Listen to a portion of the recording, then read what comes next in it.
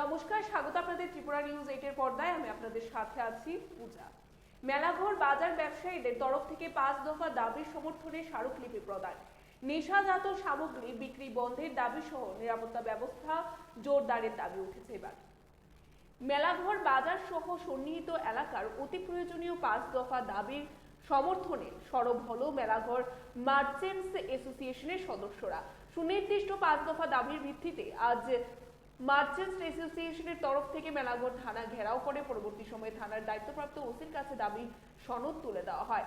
নিজেদের দাবির পরিপ্রেক্ষিতে ব্যবসায়ীদের তরফ থেকে দাবি করা হয় যে মেলাঘর বাজার জুড়ে নেশা সামগ্রী বিক্রি বা যোগান বন্ধে প্রশাসনকে গুরুত্বপূর্ণ ভূমিকা গ্রহণ করতে হবে। এর পাশাপাশি নেতাজি চৌমুহনী এলাকাতে নিরাপত্তা ব্যবস্থা জোরদার করা সহ পণ্য সামগ্রী পরিবহন করার ক্ষেত্রে নিয়ম নীতিতে শিথিল করার আবেদন জানায় ব্যবসায়ীরা এবং গোটা ঘটনার পরিপ্রেক্ষিতে পুলিশের তরফ থেকে দাবিগুলোর প্রতি সংগতি বজায় রেখে আগামী দিনে সকলের সহযোগিতাতে ভর করে সার্বিক পরিস্থিতি অনুযায়ী ব্যবস্থা গ্রহণের আশ্বাস প্রদান করা হয়।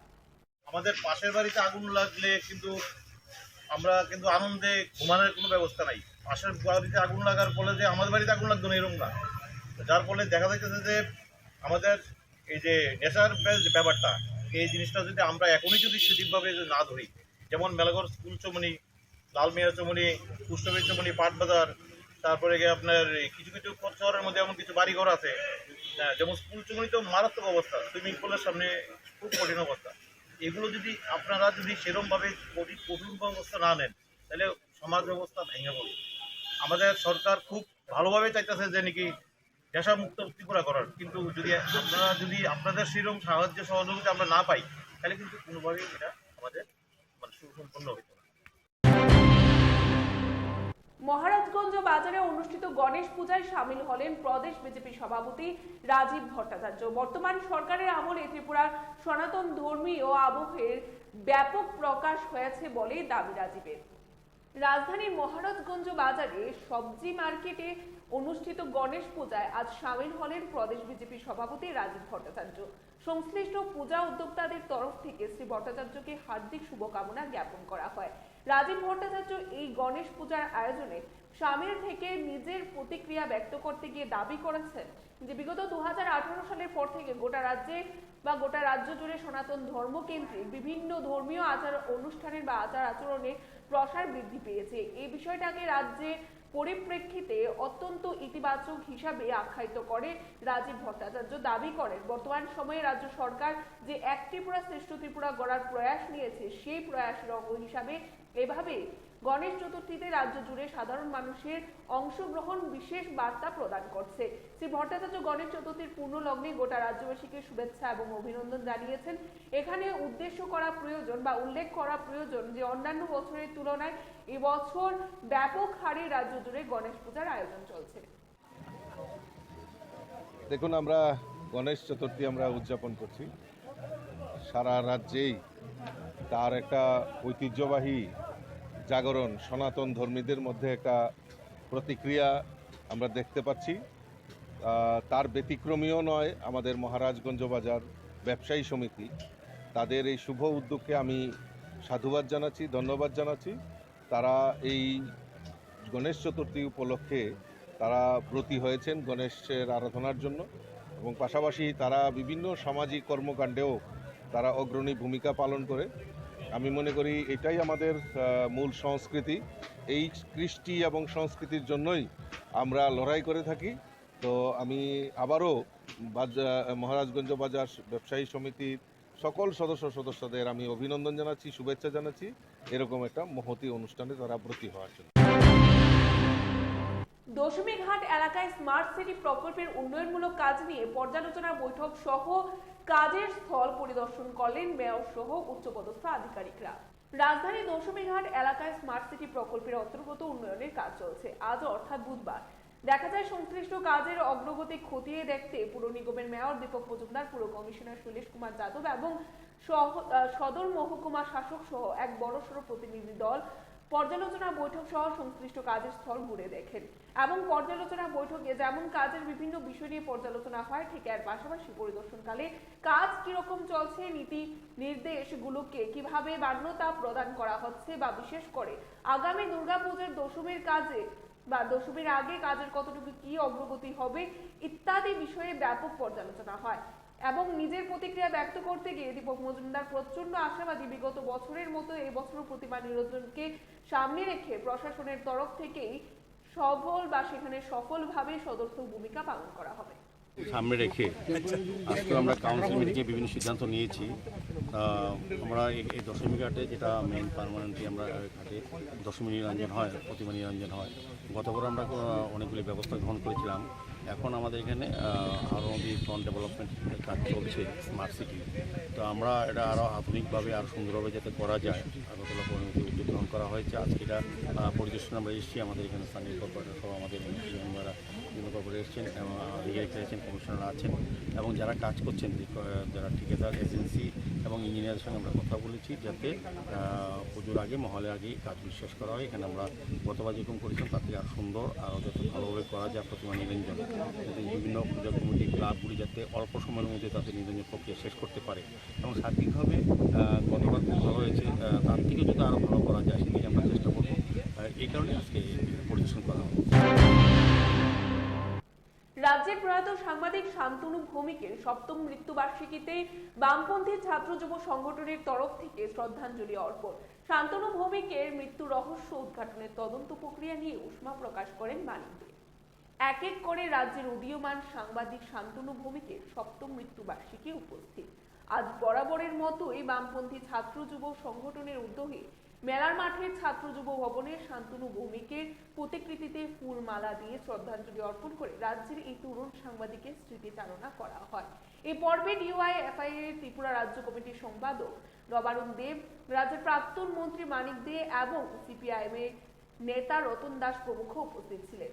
সংক্ষিপ্ত পরিসরে নিজেদের প্রতিক্রিয়া ব্যক্ত করতে গিয়ে মানিক দে দাবি করেন, জীবদ্দশায় সাংবাদিক হিসেবে শান্তনু ভৌমিক তদন্তাধীন সময়ে সাম্প্রদায়িক শক্তির আস্ফালনকে অনবরত ভাবে জনদরবারে উপস্থাপন করতে চেয়েছিলেন।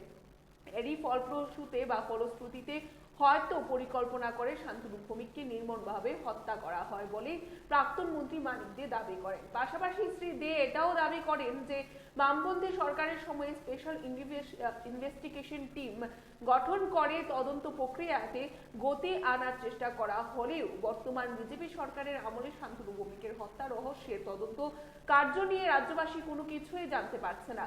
পাশাপাশি বর্তমান সময়েও জিরানিয়া সহ বিভিন্ন জায়গায় ত্রিপুরা রাজ্যে অশান্তির পরিবেশ রয়েছে এমন অভিযোগ করার পাশাপাশি প্রাক্তন মন্ত্রী মানিক দে শান্তনু ভৌমিকের হত্যাকাণ্ডের রহস্য উন্মোচনের দাবি আজ আরও একবার জানালেন। শান্তনু ভৌমিক প্রথম জীবনে সে ছাত্র আন্দোলনের সঙ্গে যুক্ত, এটার মধ্য দিয়ে বামপন্থী আন্দোলনের সঙ্গে যুক্ত হয় এবং সিপিআইএমের একজন সমর্থক হিসেবে নিজেকে তৈরি করেন। পরবর্তী সময়ে সে পার্টির সভ্য, এরপরে সে যুব আন্দোলনের সঙ্গে যুক্ত হয়। মধ্যে সে আবার সাংবাদিকতার কাজে নিজেকে যুক্ত করেন। একসময় দেশের কথা, আজকাল পত্রিকা, 365 একটা চ্যানেল ছিল, এটার সঙ্গে যুক্ত হয়। পরে গিয়ে আমরা দেখলাম দিনরাতের সঙ্গে সে যুক্ত হয়। দিনরাত চ্যানেলটা সাহসিকতার সঙ্গে সে একজন চিত্র সাংবাদিক হিসেবে, সাংবাদিকরা খুব সাহসিকতা, শুধু সে না, বেশ কিছু সাংবাদিক সাহসিকতার সঙ্গে আমরা লক্ষ্য করেছি ও সহ এই বড়মুড়া ঘটনা, মান্দাইর ঘটনা, খুমলুঙ্গের ঘটনা এবং এই যে নৃশংস ঘটনাগুলি, এগুলি চিত্র সাংবাদিকরা সংগ্রহ করেছেন এবং জনসমক্ষে তুলে ধরেছেন। এটি বোধহয় সম্ভবত তার অপরাধ ছিল এবং যেমন সাংবাদিক হিসেবে তার দায়িত্ব পালন করতে গিয়ে সে মান্দাইতে দেখা গেল যে কিছু যারা সাম্প্রদায়িক মনোভাবাপন্ন এবং যারা উভয়ের জাতি গোষ্ঠীর মধ্যে একটা অশান্তির বাতাবরণ তৈরি করে, যারা পেছন থেকে মদত যোগায় এবং এখন যারা শাসক দল তারাই সেখানে আইপিএফটিকে একটা সময় তাদেরই তো অঙ্গ সংগঠন বলা যায় এবং তারা এই দুটো দল সমঝোতা করেই গত বিধানসভা 18 নির্বাচনে বামফ্রন্টকে পরাজিত করে। এরই একটি ষড়যন্ত্রের অঙ্গ হিসেবে এই সাংবাদিক খুন ছিল, তাকে নৃশংসভাবে খুন করা হয়। প্রতি বছরের মতো এবারও দুর্গাপূজাকে সামনে রেখে আগরতলা পুর নিগমের বিভিন্ন সিদ্ধান্ত গ্রহণ করা হয়েছে। এবারে রাজ্যের বিভিন্ন প্রান্তের থেকে আসা দর্শনার্থীরা যাতে নির্বিঘ্নে পূজা দেখতে পারেন সেজন্য সিদ্ধান্ত গ্রহণ করেছেন নিগম। বুধবার পুর নিগমের কনফারেন্স হলে হয় বৈঠক। নিগমের সমস্ত ওয়ার্ডের কর্পোরেটর আধিকারিকদের নিয়ে হয় এই বৈঠক। এতে উপস্থিত ছিলেন আগরতলা পুর নিগমের mayor Dipak Majumdar, deputy mayor Monika Das Dutta, commissioner doctor Shailesh Kumar Yadav. বৈঠকে নেওয়ার সিদ্ধান্তের কথা জানাতে গিয়ে মেয়র জানান, প্রতিটি ওয়ার্ডকে পুজো উপলক্ষে বিভিন্ন কাজ করার জন্য অতিরিক্ত 16 লক্ষ টাকা করে দেওয়া হয়েছে। চেষ্টা থাকবে সেখানে বৃহস্পতিবার থেকে কাজ শুরু করা। তিনি জানান, এবছরও পুজো উদ্যোক্তাদের কাছ থেকে রেজিস্ট্রেশন ফি নেওয়া হবে না। প্রতিটি মণ্ডপের সামনে ডাস্টবিন দেওয়া হবে এবং থাকবেন পরিষ্কার পরিচ্ছন্নতার জন্য 2 জন করে পুর নিগমের সাফাই কর্মী। শহরের সমস্ত অলিগলিতে যাতে আলোর ব্যবস্থা করা হয় সে বিষয়ে সিদ্ধান্ত নেওয়া হয়েছে। তিনি জানান, পুর নিগমের চেষ্টা থাকবে সার্বিকভাবে শহরকে সুন্দর, আলো ঝলমলে, পরিচ্ছন্ন যাতে রাখা হয়। এছাড়াও পুর নিগমের যেসব কাজ চলছে সেগুলোকে নিয়ম মাফিক চলবে। আসন্ন দুর্গা উৎসবকে কেন্দ্র করে আমাদের পৌর নিগমের পক্ষ থেকে কিছু সিদ্ধান্ত গ্রহণ করা হয়েছে, যাতে পুজোর সময় যারা দর্শনার্থী পুণ্যার্থীরা আসবে বিভিন্ন প্রান্ত থেকে আগরতলা শহরে পুজো দেখতে, তাদের নির্বিঘ্নে সুন্দরভাবে পুজো উপভোগ করতে পারেন। এবং প্রতিমা নিরঞ্জনের ক্ষেত্রে আমরা গতবার সাফল্যের সঙ্গে আমরা কিছু নতুন ব্যবস্থা গ্রহণ করেছিলাম, সেই ব্যাপারেও আমরা একটু আলোচনা হয়েছে। আর নতুন কিছু আমরা চেষ্টা করব যাতে সুন্দরভাবে প্রতিমা নিরঞ্জন করা যায়, যারা পুজো কমিটি বা ক্লাবরা আছেন তারা যাতে করতে পারে। তো আমরা পুজোতে প্রথমেই আমাদের যে রেজিস্ট্রেশন ফি আমরা গতবার যেমন উপভোগ করে দিয়েছি নেইনি, এবারও নেব না। আর আমরা পুজো চলাকালীন বিভিন্ন ক্লাবকে আমরা 100 লিটার করে 2টো আমরা ডাস্টবিন তাদেরকে পার্মানেন্টলি দিয়ে দেবো, যাতে আবর্জনা ওখানে সংগৃহীত হয় এবং পরবর্তী সময় আমাদের স্টাফরা কালেকশন করে নিয়ে যাবে। আর ব্লিচিং পাউডার আমরা দেবো, গতবারও দিয়েছিলাম প্রতি ক্লাবে, এবং প্রতি ওয়ার্ড থেকে 2 জন করে লেবার প্রতিটি ক্লাবের সাথে থাকবে, 5 দিন কাজ করে তারা যত আবর্জনা তৈরি হবে সেগুলো পরিষ্কার করবে। সার্বিক শহরকে সুন্দর পরিচ্ছন্ন রাখা এবং দুর্গা উৎসব যাতে চলতে পারে, আমরা আজকে আগরতলা পৌর নিগম থেকে প্রতিটি ওয়ার্ডে 16 লক্ষ টাকা করে আমরা এক্সট্রা ফান্ড আজকে স্যাংশন করেছি। প্রতিটি ওয়ার্ডে যেখানে মেরামতি প্রয়োজন যাতে দর্শনার্থী সুন্দরভাবে চলতে পারে। বিশ্বব্যাপী বাস সম্পর্কে সচেতনতা বাড়াতে প্রতি বছর বিশ্ব বাস দিবস পালন করা হয়। বাস কয়েক দশক ধরে দৈনন্দিন জীবনের একটি অংশ রয়েছে। বিশ্ব বাস দিবস বিশ্বব্যাপী বাস সম্পর্কে সচেতনতা বৃদ্ধির জন্য উদযাপনের একটি দিন। যেখানে বাস প্রাকৃতিকভাবে বৃদ্ধি পায় সেখানে বাস একটি দৈনন্দিন উপাদান হয়ে উঠেছে। ওয়ার্ল্ড ব্যাম্বু অর্গানাইজেশনের লক্ষ্যে সেখানে বাসের সম্ভাবনাকে আরো উচ্চতর এক্সপোজারে নিয়ে আসা, প্রাকৃতিক সম্পদ এবং পরিবেশ রক্ষা করা, টেকসই ব্যবহার নিশ্চিত করা। এবছরের বাস দিবসের থিম একটি ভালো ভবিষ্যতের জন্য সবুজ সমাধান বাস। বুধবার বিশ্ব বাস দিবসে আলোচনা সভা হয় রাজধানীর প্রজ্ঞা ভবনে। ত্রিপুরা গ্রামীণ জীবিকা মিশন, নাবার্ড ও ত্রিপুরা ব্যাম্বু মিশনের তরফে হয় আলোচনা চক্র। অনুষ্ঠানে উপস্থিত ছিলেন বিধায়ক অন্তরা দেব সরকার সহ সংশ্লিষ্ট মিশনের আধিকারিকরা। এদিন আলোচনা করতে গিয়ে বিধায়ক অন্তরা দেব সরকার বলেন, আগরতলা এমবিবি বিমানবন্দরে, রেল স্টেশনে বাসজাত শিল্পের বিভিন্ন সামগ্রীর স্টল রয়েছে। শুধু রাজ্য দেশ নয়, আন্তর্জাতিক স্তরেও এই শিল্পের চাহিদা রয়েছে। ত্রিপুরা গ্রামীণ জীবিকা মিশনের মাধ্যমে বাস শিল্পের সঙ্গে অনেক মহিলা যুক্ত রয়েছেন। এছাড়াও বক্তারা বিভিন্ন বিষয় তুলে ধরেছেন। আমাদের রাজ্য সরকারের উদ্যোগে আমাদের এয়ারপোর্টে যে একটা ভিতরে আমাদের মহিলাদের উৎপাদিত সামগ্রীর একটা স্টল আছে। আমাদের রাজ্যের শ্রদ্ধেয় মুখ্যমন্ত্রী যে চিন্তাধারা, যে ওই উদ্যোগে আমাদের বাধারঘাট রেলওয়ে স্টেশনের ভিতরে একটি প্রোডাক্ট স্টল আছে, যেটা ওয়ান স্টেশন ওয়ান প্রোডাক্ট। তো আমাদের রাজ্যের মহিলা দিদিরা, টিআরএমের দিদিদের উৎপাদিত সামগ্রী ওইখানেও তৈরি হচ্ছে বা ওইখানে একটা স্টল হিসাবে, দোকান হিসাবে আছে, ভালো বিক্রি হয়। আমাদের এয়ারপোর্টে যেমন হয় এখানেও হয়। তো আমাদের সরকারি যে দিশা, এই বাস শিল্প বা আমাদের বিভিন্ন বাস আছে, হস্তশিল্প, কাপড়ের মধ্যে যেটা আছে হ্যান্ডলুমের, এটারও অনেক চাহিদা আছে। নতুন সংসদ ভবনে বিশেষ অধিবেশনে নারী শক্তি বন্দনা নামে মহিলাদের জন্য 30% আসন সংরক্ষণ বিল সংসদে পেশ করায় সংরক্ষণ বিল সংসদে পেশ করায় সেখানে প্রধানমন্ত্রীকে ধন্যবাদ জানিয়েছেন ত্রিপুরা প্রদেশ মহিলা মোর্চা। বৃহস্পতিবার সমস্ত বিধানসভায় ধন্যবাদ র্যালি করবে বিজেপি মহিলা সংগঠন। বুধবার প্রদেশ বিজেপি কার্যালয়ে সাংবাদিক সম্মেলন করেন সংগঠনের সভানেত্রী ঝর্ণা দেববর্মা ও বিজেপি প্রদেশ সাধারণ সম্পাদিকা পাপিয়া দত্ত। তারা বলেন যে ভারতবর্ষের নারীদের জন্য একটা গৌরবময় 19শে সেপ্টেম্বর। নারীদের ক্ষমতায়নের মাধ্যমে এই ভারতের ক্ষমতায়ন ও উত্থান এই ভাবনাকে সামনে নিয়ে প্রধানমন্ত্রী নরেন্দ্র মোদী নারীদের এগিয়ে নিয়ে যাচ্ছেন। ভারত সরকারের গুরুত্বপূর্ণ বিভাগ সামলেছেন মহিলারা। এদিকে সংসদে বিল পেশের জন্য বিশেষভাবে ধন্যবাদ জানান তারা। প্রধানমন্ত্রীকে ধন্যবাদ জানিয়ে প্রদেশ বিজেপি অফিসের সামনে আনন্দে মেতে ওঠেন মহিলা সংগঠনের নেত্রী সদস্যরা। তারা বাজি পুড়িয়ে একে অপরকে মিষ্টি মুখ করিয়ে আনন্দে মেতে ওঠেন। রাজ্যের অন্যান্য জেলায় বুধবার মুখ্যমন্ত্রীকে পাশাপাশি প্রধানমন্ত্রীকে ধন্যবাদ জানায় মহিলা মোর্চা।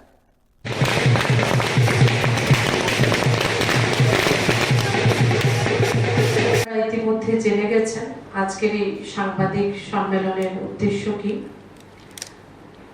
গতকাল 19শে সেপ্টেম্বর সত্যি এই ভারতবর্ষের প্রত্যেক নারীর জন্য এক গৌরবময় দিন ছিল। 2014 সালের 26শে জানুয়ারি প্রধানমন্ত্রী রূপে নরেন্দ্র মোদীজি মা ভারতীর দায়িত্ব নিয়েছিলেন। আমরা সেদিন থেকে আজ পর্যন্ত যদি দেখি সামাজিক, অর্থনৈতিক,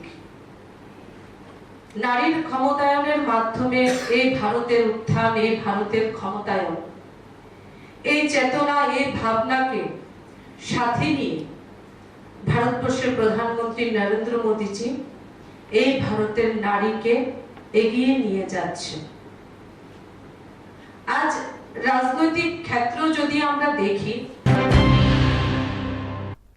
23 ধর্মপুর বিধানসভার নবনির্বাচিত বিধায়ক বিন্দু দেবনাথকে সম্বর্ধনা জানিয়েছেন কাঠালিয়া ব্লক কর্তৃপক্ষ, জানিয়েছেন কাঠালিয়া পঞ্চায়েত সমিতির সহ যৌথ উদ্যোগে।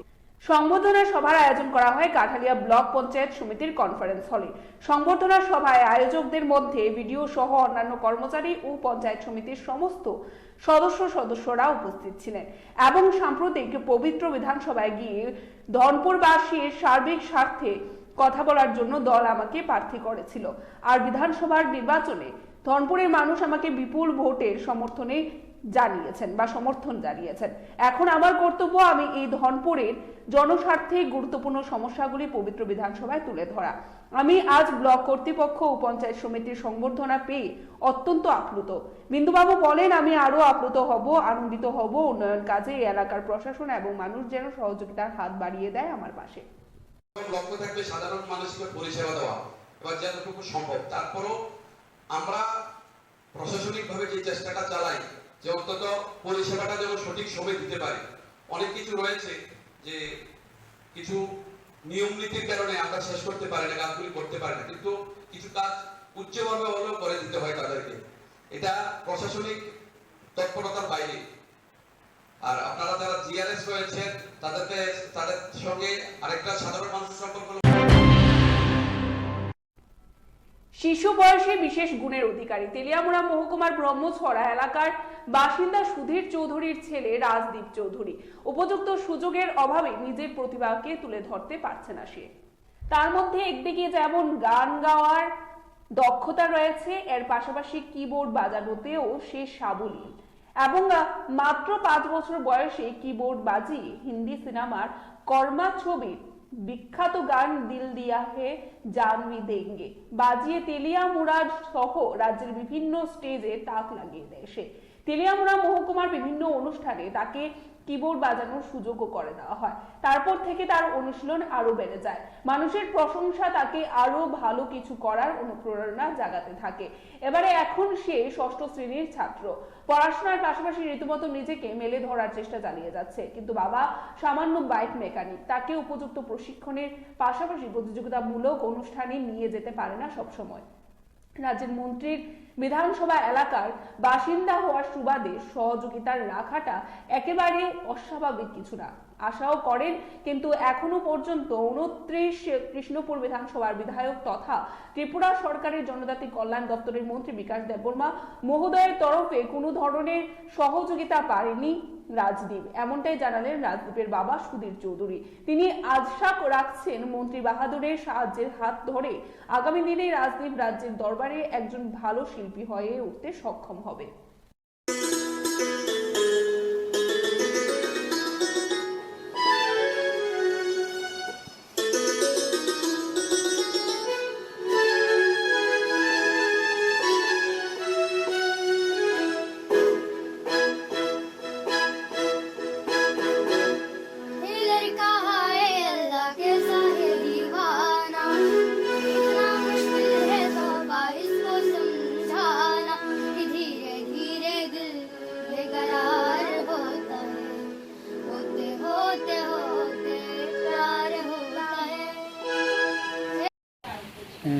ব্রহ্মসরা, মধ্য ব্রহ্মসরা। কত নম্বর বিধানসভা? 29 নম্বর বিধানসভা। আপনার নাম? সুধীর চৌধুরী। কতজন বাড়িতে ফ্যামিলি আছে?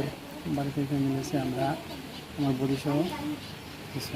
কি করেন আপনি? আমি স্কুটার বাইকের কাজ করি।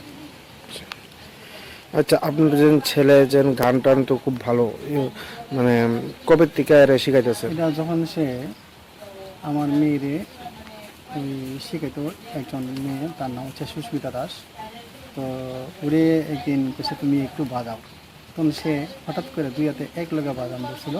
তখন কেছে হে কিবোর্ড বাজাতে পারবো। তখন তারে গ্রামার টান ধরছে। যেই মাত্র মাসখানেকের ভিতরে একটা গান তুলাইছে, গানটা তার শুরু করছে। এরপরে দেশাত্মবোধক গান করাইছে।